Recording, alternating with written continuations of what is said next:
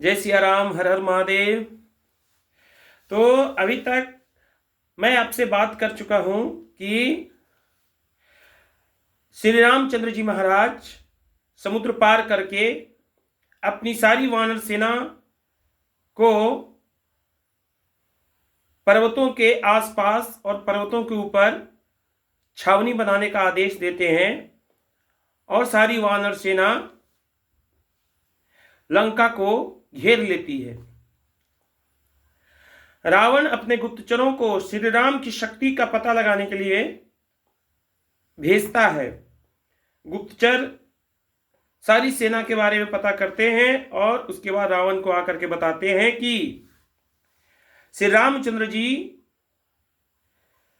लंका के चारों तरफ फैल चुके हैं अपनी सारी सेना के साथ में और कभी भी लंका पर आक्रमण हो सकता है। इससे रावण घबरा गया और घबराने के बाद वह अपने मंत्रियों से विचार विमर्श करने लगा। उसी में उनका एक सेनापति था जिसका नाम था विद्युत जिह्वा। उसके साथ विचार विमर्श करके रावण ने श्री रामचंद्र जी महाराज का एक मायावी मूर्ति बनाया जो उनका कटा हुआ सिर था और मायावी धनुष बनाया। श्री रामचंद्र जी का कटा हुआ मुंड और मायावी धनुष। और उसके बाद माता सीता के पास रावण जाता है और जाने के बाद वह माता सीता से कहने लगता है कि हे सीते, मैंने तुम्हारे पति को मार दिया। हमारे और तुम्हारे पति के बीच घोर संग्राम हुआ जिसमें तुम्हारा पति मृत्यु को प्राप्त हुआ। अब तुम्हारे पास कोई चारा नहीं है, इसलिए अब तुम मुझे स्वीकार कर लो। जब माता सीता श्री रामचंद्र जी का सिर देखती हैं तो वो विलाप करने लगती हैं और बहुत ही व्यथित हो जाती हैं। इधर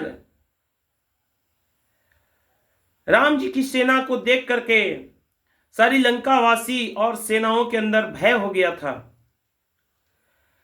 जिसके कारण उसका सेनापति विद्युत जिह्वा रावण के पास संदेशा भिजवाता है कि आप अतिशीघ्र सभागृह में आवें। तो रावण हड़बड़ा करके जल्दी से अपने सभा भवन में जाता है और जैसे ही रावण जाता है तो वह श्री रामचंद्र जी का जो मायावी सिर रावण बनवाता है तो वह अदृश्य हो जाता है, क्योंकि वह एक माया था, वो वास्तविकता उसमें कुछ नहीं था। फिर भी माता सीता बहुत दुखी हो जाती हैं और बहुत चित्कार पूर्वक विलाप करने लगती हैं। उसके बाद तब उनको सांत्वना देने के लिए एक राक्षसी आती है जिसका नाम होता है शर्मा। वह माता सीता को समझाती हैं कि ऐसा नहीं हो सकता है। जिस प्रकार से रावण यहां से बेचैन होकर के गया है, इससे ऐसा नहीं लगता कि श्री राम के साथ कुछ हुआ है,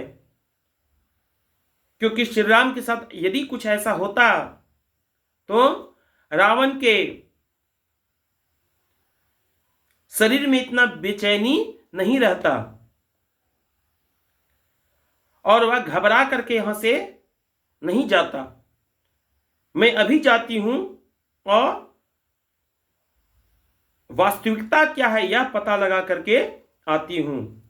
और उसके बाद शर्मा जाती है रावण के सभा भवन में और उसके बाद तुरंत आती है और माता सीता से कहती है कि हे सखी, तुम्हें विलाप करने की आवश्यकता नहीं है। श्री रामचंद्र जी महाराज बिल्कुल सुरक्षित हैं और वे अतिशीघ्र लंका पर चढ़ाई करेंगे।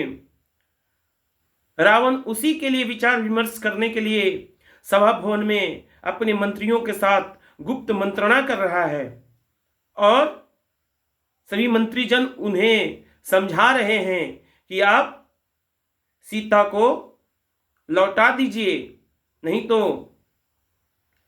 लंका विनाश की ओर अग्रसर हो जाएगा। इसलिए तुम्हें हड़बड़ाने की आवश्यकता नहीं है। इस प्रकार से रावण तरह तरह का मायाजाल बुनता था माता सीता को अपने वश में करने के लिए, लेकिन माता सीता उसके वश में तनिक भी नहीं आई। तो इससे हमें यह सीख मिलता है कि पराया पुरुष कितना भी शक्तिशाली हो, राजा महाराजा हो, धनवान हो, बलवान हो, लेकिन एक नारी को उसके वश में कभी आना नहीं चाहिए। अपने पति का दिया गया सूखा रोटी भी अमृत के समान है, लेकिन पराये पुरुष का दिया गया मिठाई भी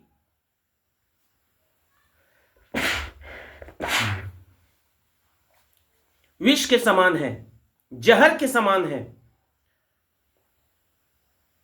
इसलिए अपने पति के द्वारा जो हमें मिले उसी में एक स्त्री को संतुष्ट रहना चाहिए और सामने पराया पुरुष कितना भी शक्तिशाली हो, बलवान हो, धनवान हो, उसके वश में कभी आना नहीं चाहिए, उसके ऊपर आकर्षित नहीं होना चाहिए। वही पतिव्रता स्त्री होती है और वही उसी का जीवन धन्य है, उसी की संसार में यश कीर्ति होती है।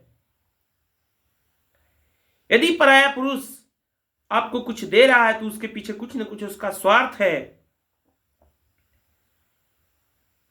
जिस प्रकार से रावण का माता सीता के प्रति स्वार्थ था, और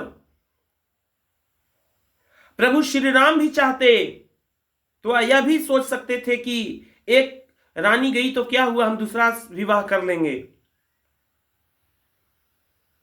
तो यह है श्री राम का अपने पत्नी के प्रति समर्पण। यह विवाह का वास्तविकता, यह है विवाह का वास्तविक महत्व कि एक पत्नी अपने पति के प्रति समर्पित है और एक पति अपने पत्नी के प्रति समर्पित है। तब जाकर के गृहस्थ धर्म अच्छे तरीके से चलता है। तो ये सारी चीजों के ऊपर हम सभी को ध्यान देना चाहिए और एक अच्छे नव जीवन का निर्माण करना चाहिए। अच्छे तरीके से हमें अपने जीवन को जीना चाहिए। एक पुरुष के लिए पराई स्त्री नरक का द्वार है। जो पराये स्त्री की ओर कुदृष्टि डालता है तो उसका विनाश निश्चित होता है। वही सारे मंत्री रावण को समझा रहे हैं, लेकिन विनाश काले विपरीत बुद्धि, रावण के ऊपर विनाश पूरी तरह से चढ़ा हुआ है, इसलिए वह किसी का बात सुनने के लिए तैयार नहीं है। और आगे क्या होगा ये हम आप सभी से अगले दिन बताने का प्रयास करेंगे। तब तक के लिए सभी भाइयों को जय सिया राम, हर हर महादेव।